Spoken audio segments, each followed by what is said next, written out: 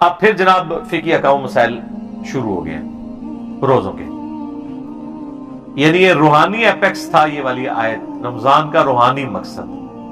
یعنی ایک اعمال کا ظاہر ہے اور ایک اس کی ہے روحانی چیز۔ احل لکم لیلۃ الصیام الرفث الی نسائکم، حلال کر دیا اللہ نے رمضان کی راتوں میں تمہارا اپنی بیویوں کے ساتھ تعلق قائم کرنا۔ ہن لباس لکم، وہ تمہارا لباس ہے، وانتم لباس لہن، اور تم ان کا لباس ہو۔ علم اللہ انکم کنتم تختانون انفسکم، اللہ خوب جانتا ہے، اللہ نے یہ چیز جانی، آبزرو کی، یہاں جاننا آبزرو کرنے کے معنوں میں، جانتا تو وہ پہلے سے ہی ہے، اس نے یہ آبزرو کیا، کنتم تختانون انفسکم، کہ تم اپنی جانوں میں خیانت کرتے تھے، فتاب علیکم، تو اس نے تم پر توبہ فرمائی، تمہاری طرف رجوع لے کر آیا، وہ اللہ بھی رجوع لے کے آتا ہے نا، بندہ بھی لے کے آتا ہے، تم پر نظر شفقت فرمائی، نظر کرم فرمائی، فتاب علیکم وعفا عنکم، اور تمہیں معاف کر دیا، فالآن، تو پس اب آؤ، باشروہن،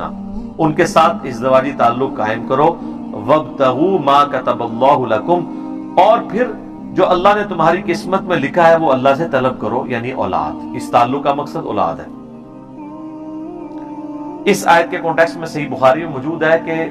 روزہ تو آپ کو پتہ دن کے وقت ہوتا ہے، لیکن صحابہ کرام اجتہاد کرتے تھے کہ وہ رمضان کے پورے مہینے میں وہ یہ سمجھتے تھے کہ ہمیں اب اپنی بیویوں سے الگ ہونا ہے، کیونکہ جب پیٹ کی قربانی دی جا رہی ہے، نیند کی قربانی دی جا رہی ہے، تو وہ سمجھتے تھے یہ بھی ایک قربانی ہے، روزے کی حالت میں تو آئی ہے، ظاہر ہے روزہ تو ٹوٹ جائے گا، تو لیکن رات کے وقت تو روزہ نہیں ہوتا، تو وہ یہ سمجھتے تھے کہ نہیں، رمضان چونکہ ہے ہی قربانی کا مہینہ ہے، تو پھر رات میں بھی ہمیں بیویوں کے قریب نہیں جانا چاہیے، جبکہ بعض صحابہ ایسے تھے وہ کہتے تھے کہ اب تو افطار ہو چکا ہے، تو اب لہٰذا اس کے اوپر وہ حکم تو نہیں ہوگا، دن کے وقت تو ظاہر ہے کہ روزہ ٹوٹ جائے گا، لیکن اب تو وہ حکم نہیں ہوگا، تو وہ اپنی بیویوں کے ساتھ تعلق بھی قائم کرتے تھے، لیکن اندر ان کو گلٹ بھی فیل ہوتا تھا، یہ جو ہے نا کنتم تختانون انفسکم، تم اندر ہی اندر خیانت سمجھ رہے ہوتے تھے اسے، کہ کہیں غلط ہی نہ کر رہے ہو، اور کر رہے اس لیے تھے کہ کوئی واضح حکم بھی نہیں ہے، تو اللہ نے فرمایا کہ واضح حکم بھی نہیں تھا، تم گلٹ بھی فیل کر رہے تھے، لو ہم نے تمہیں ویسے ہی اجازت دے دی ہے اس کی، ٹھیک ہے، تو اللہ تعالیٰ نے یہ بہت بڑی آسانی دی ہے اس امت کے لیے کہ روزے کی ڈیوریشن جو ہے وہ 24 گھنٹے کرنے کی بجائے کر دی دن کے وقت اور رات کے وقت، اس تعلق کی اجازت دے دی۔ اب ایک اور فقہی مسئلہ ڈسکس ہو رہا ہے ساتھ ہی، وَكُلُوا وَاشْرَبُوا، اور کھاؤ اور پیو، حَتَّى يَتَبَيَّنَ لَكُمُ الْخَيْطُ الْأَبْيَضُ مِنَ الْخَيْطِ الْأَسْوَدِ، یہاں تک کہ جو سفید ڈورا ہے وہ سیاہ ڈورے سے ممتاز ہو جائے، من الفجر، صبح کے وقت، یعنی یہ جو آپ کو پتا نا جب پو پھوٹتی ہے نا صبح کے وقت، آپ اگر مشرق کی طرف دیکھیں نا تو عشاء کا وقت جب ختم ہوتا ہے نا تو صبح صادق شروع ہوتی ہے، آج کل آلموسٹ ہو رہی ہے وہ 3:50 پہ آلموسٹ، تو 3:50 پہ جو ہے وہ فجر کا وقت داخل ہوتا ہے، تو اگر آپ اونچی جگہ پہ کھڑے ہونا تو آپ کو فجر میں ہلکی سی ایک ٹیوب لائٹ نظر آنا شروع ہوگی، سفیدی جو افق کے اوپر پھیلی ہوگی، اور وہ ایسی ہوگی کہ آپ کو یعنی رات کا جو سیاہ ڈورا ہے اور جو صبح کا وائٹ ڈورا ہے وہ دونوں علیحدہ سے 2 لائنیں نظر آ رہی ہوں گی، اس ڈورے سے مراد یہ ہے، لیکن اب چونکہ یہ ظاہری الفاظ ہیں تو سیدنا عدی ابن حاتم کے بارے میں بخاری مسلم دونوں میں آتا ہے، انہوں نے اپنے سرانے ایک کالا اور سفید دھاگا رکھا ہوا تھا، تو وہ دیکھتے رہتے تھے کہ جب سفید اور کالے کا دونوں کا رنگ علیحدہ علیحدہ نظر آنا شروع ہو گیا نا، بغیر کوئی چیز لائٹ یا کوئی دیا جلائے بغیر، یعنی دن کی روشنی اتنی ہو گئی، تو اس وقت تک وہ کھاتے رہتے تھے۔ نبی علیہ السلام تک بات پہنچی تو آپ نے فرمایا تیرا تکیہ بہت بڑا ہے جس کے نیچے آسمان کے سیاہ اور سفید ڈورے آ جاتے ہیں، اس سے مراد تو وہ آسمان کے سفید اور سیاہ ڈورے۔ اب خیر یہ آج کل تو بہت آسان ہے، اب تو وہ 18 ڈگری کا اینگل ہے ایکٹیو لائٹ کا، وہ کیلکولیٹ آپ کر لیں، اور آپ مزے کی بات دیکھیں، صبح صادق سے لے کر سورج نکلنے تک جتنا ٹائم ہوتا ہے نا اس ٹیوبلائٹ کا آہستہ آہستہ روشنی بننے میں، اتنا ہی غروب سے لے کے عشاء تک ہوتا ہے، ریورس ہوتا ہے۔ اسی لیے جو فجر کا ٹائم ہے نا اتنا ہی ٹائم اس دن مغرب کا بھی ہوتا ہے۔ یعنی فجر اگر سپوز 3:54 پہ فجر کا وقت داخل ہو رہا ہے اور آلموسٹ جا کے تقریباً کوئی 5:15 کے قریب طلوع آفتاب ہو رہا ہے، 1 گھنٹہ 20 منٹ یا 25 منٹ، تو مغرب سے عشاء کے درمیان جو وقت ہے نا وہ بھی اس دن اتنا ہی ہوتا ہے، کیونکہ وہ ٹیوبلائٹ ریورس ہو جاتا ہے شام کے وقت۔ تو یہ کہا گیا کہ جب تک وہ ممتاز نہ ہو جائے اس وقت تک تم اس کو سحری کرتے رہو، یہ تو ہو گیا سحری کا وقت۔ ثم اتم الصیام الی اللیل، اس کے بعد اپنے روزے کو مکمل کرو رات ہونے تک۔ اب یہ جو لفظ ہے نا رات، اس کی وجہ سے اہل تشیع کا یہ موقف ہے کہ قرآن تو بالکل واضح کہہ رہا ہے کہ روزہ شام تک نہیں ہے بلکہ رات تک ہے، اس لیے وہ رات ہونے کو انشور کرتے ہیں۔ انشور اتنا ہی کرتے ہیں کہ ہمارے 5-7 منٹ بعد کھول لیتے ہیں، یہ نہیں ہے کہ کچھ 40 منٹ بعد کھولتے ہیں۔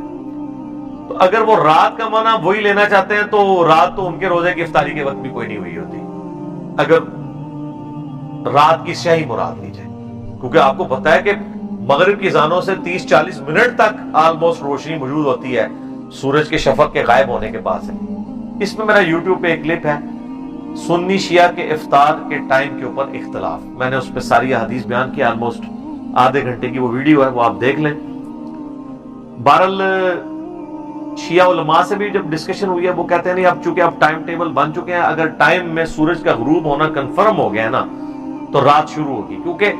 اب رات کی ڈیفینیشن کے لیے آپ کو قرآن و حدیث کی ضرورت نہیں ہے، کیونکہ یہ لٹریچر کا مسئلہ ہے۔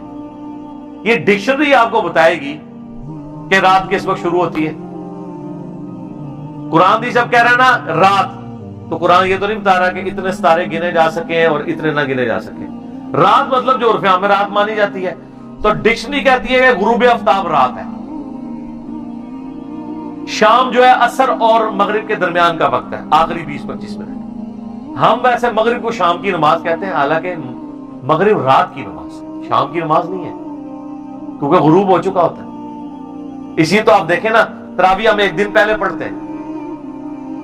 اور جیسے ہی مغرب کے بعد چاند نظر آتا ہے شوال کا تو اعتکاف والے اٹھ جاتے ہیں مسجد سے، کیونکہ وہ کہتے ہیں اب اگلا دن، یہ تو نہیں کہ رات ہونے کا انتظار کرتے ہیں۔ تو رات سے مراد ہے غروب آفتاب۔ اگلے زمانوں میں ظاہر ہے غروب آفتاب کو انشور کرنا ضروری تھا، یعنی آپ ایسی جگہ پہ رہ رہے ہیں کہ بظاہر کسی پہاڑ کے پیچھے سورج چھپ رہا ہے لیکن وہ سورج ابھی مکمل غروب نہیں ہوا، تو پھر آپ افطار تو نہیں کر سکتے۔ اور یہ بھی یاد رکھیے گا، آپ جس جگہ پہ نا اگر آپ کے سامنے سورج آپ کو نظر آ رہا ہے تو وہ آپ گھڑی دے کے روزہ افطار نہیں کر سکتے جب تک وہ غروب نہ ہو جائے۔ اگر وہاں پہ وہ غروب ہوتا ہے تو، میں قطبین کی بات نہیں کر رہا ادھر، مثلا آپ کو پتا ہے یہ جو برج العرب ہے یہ آلموسٹ 1 کلومیٹر اونچا ہے، تو انہوں نے جو بالکل ٹاپ والے ہیں نا ان کی گھڑیوں کی ٹائمنگ ڈیفرنٹ دی ہوئی ہے افطاری کی، اس کے اندر 3-4 منٹ کا فرق ہے، کیونکہ جب آپ زمین کی سرفیس سے 1 کلومیٹر اوپر چلے جائیں تو زمین میں تو سورج غروب ہو چکا ہے، ادھر نہیں ہوا۔ تو انہوں نے باقاعدہ ٹائمنگ دی ہوئی ہوتی ہے، اتنی منزل والوں کا افطار اس وقت ہوگا، اتنی والوں کا اس وقت ہوگا، کیونکہ ان کو تو سورج سامنے نظر آ رہا ہے، نیچے والوں نے دیکھ لیا غروب ہو گیا اور واقعی غروب ہو گیا۔ لیکن جب آپ ہائٹ پہ ہوتے ہیں نا تو زمین کی کرویچر کو بھی آپ دیکھ رہے ہوتے ہیں، مثلا یہاں سے مجھے اگر سامنے ایک چیز پڑی ہوئی نظر نہیں آ رہی ہے لیکن میں اگر یوں کر کے دیکھوں تو مجھے نظر آ رہی ہے، تو اب میرے لیے تو سورج غروب نہیں ہوا۔ اسی طریقے سے جو بندہ جہاز میں ٹریول کر رہا ہے، تو جہاز تو آپ کے جو عام جہاز ہیں یہ تقریباً 8 سے 10 کلومیٹر اونچا اڑتے ہیں، تو اس میں تو سورج آپ کو سامنے نظر آ رہا ہے، تو آپ افطار نہیں کر سکتے جب تک کہ وہ اتنا نہ غروب ہو جائے کہ وہ اس ہائٹ سے بھی غروب ہوا نظر آ جائے۔ بال اس میں یہ ہے کہ نیچے والوں کا تو عصر کا ٹائم ختم ہو جائے گا، آپ کا تو عصر کا ٹائم بھی ختم نہیں ہوگا۔ اور مصیبت بن جاتی ہے فجر کے وقت، جو جہاز میں بیٹھے ہیں ان کی فجر جلدی شروع ہو جاتی ہے اور سورج بہت جلدی نکل آتا ہے، تو اس لیے جو لوگ سفر کر رہے ہوتے ہیں، جن کو تھوڑی بہت عقل ہوتی ہے، وہ یہ نہیں کرتے ہیں کہ وہ گھڑی کے مطابق دیکھ کے چل رہے ہوتے ہیں کہ جی اب میں اس شہر پہ ہوں تو ادھر جو ہے فجر کا وقت اس ٹائم شروع ہو رہا ہے، جو طلوع آفتاب ہے، لہٰذا میں جو اس وقت تک نماز پڑھ سکتا ہوں. نہیں جناب، اس سے 10 منٹ پہلے ہی سورج نکل آیا ہوگا، کیونکہ آپ 10 کلومیٹر اوپر ہیں.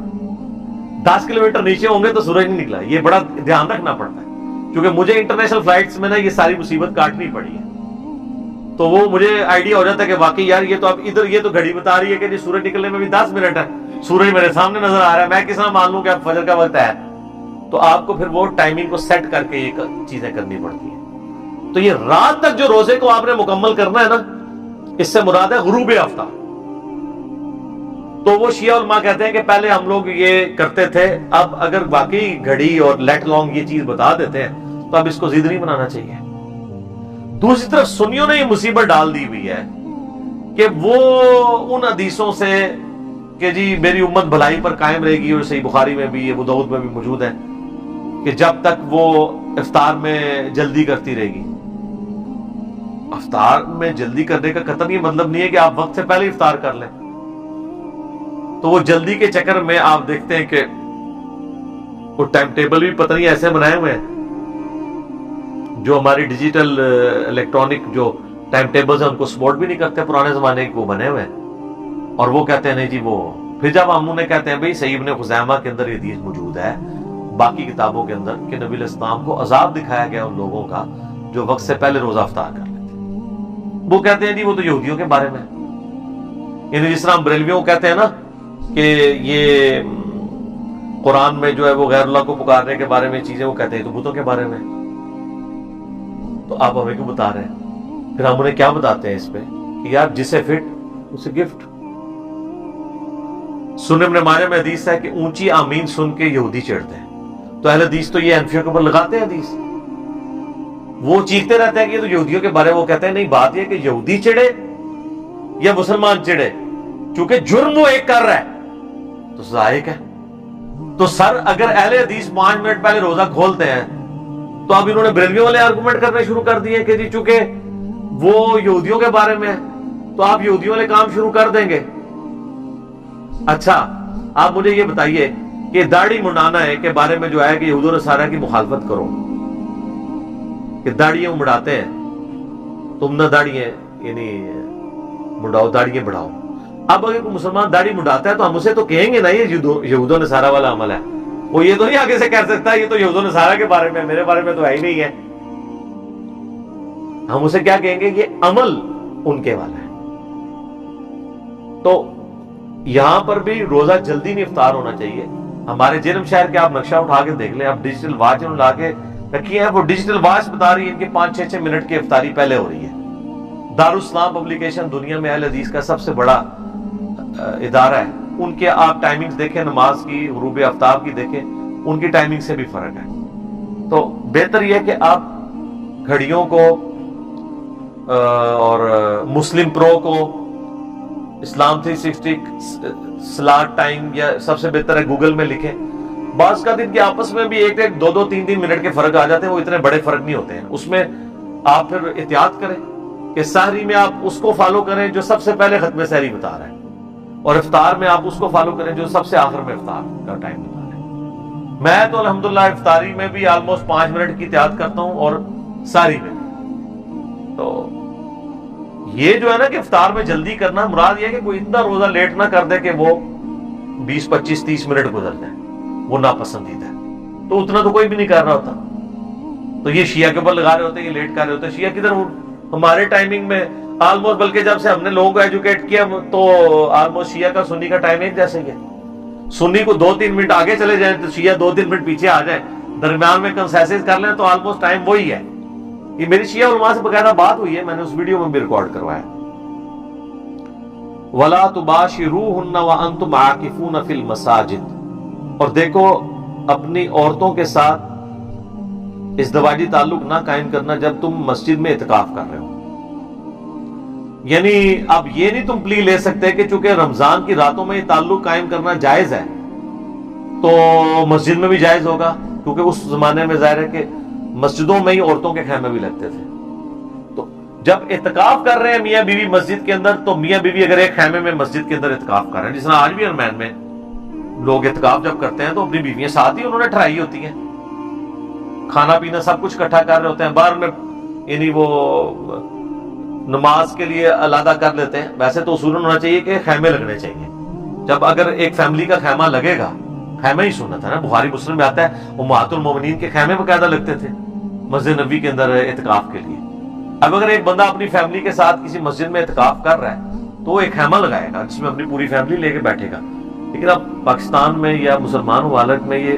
ممکن نہیں رہا، ویڈیو کیمرے کے فتنے کی وجہ سے، سیکیورٹی ایشوز کی وجہ سے، ورنہ سنت طریقہ تو یہی ہے۔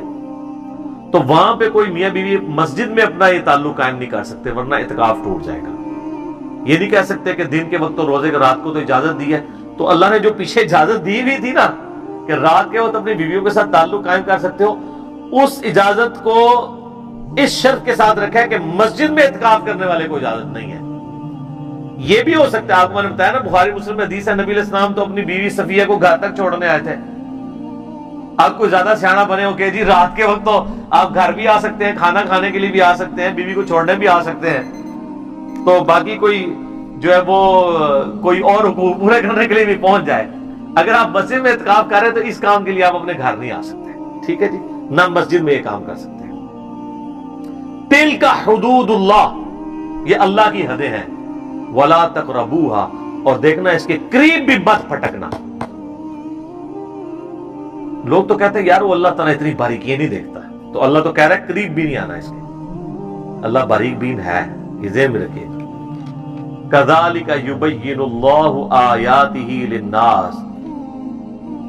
بالکل اس طریقے سے اللہ تعالیٰ اپنی آیات کھول کھول کر بیان کرتا ہے لوگوں کے لیے،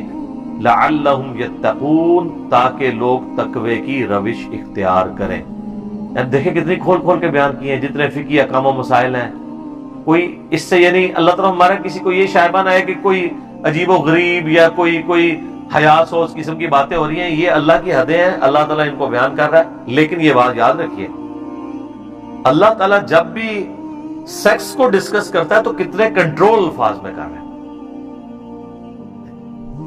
لمٹ کہیں بھی کراس نہیں ہوتی ہے، یعنی جس طرح یہ مطلب ایک جس کو کہتا ہے کھل ڈل کے بات کرنا، اس لیول پہ نہیں جاتی، لیکن میسج بھی کنوے ہو جاتا ہے کنٹرول الفاظ کے ساتھ۔ یہ قرآن کی